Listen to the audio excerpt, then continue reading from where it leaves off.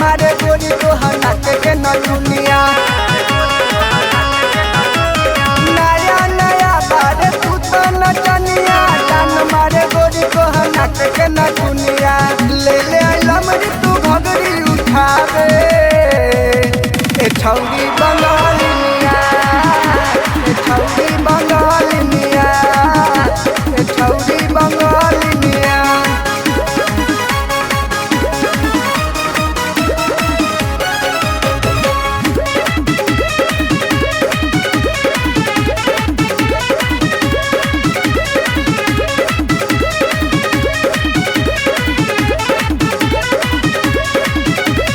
पतली कमर को हलच लच लच के देखी के दिल मोरा धक धक धर के बूढ़ा न हमरा के काटे अनारी आगे न दे हम जब धरब कवारी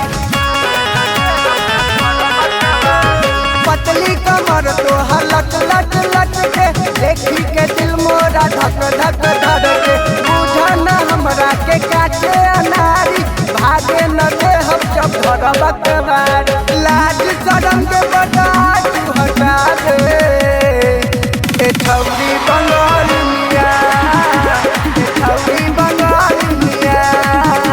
ए छौरी बंगालिनिया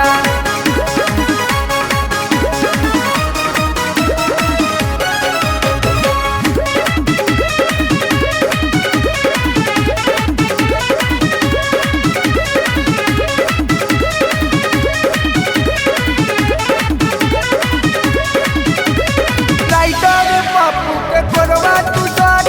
मुखला तू पहले मानी दूर जानी हाथ काय घाट के खेल बारू जाना तानी पानी रात भर करे तू आज मन मानी राइटर पप्पू के कोरवा तू साट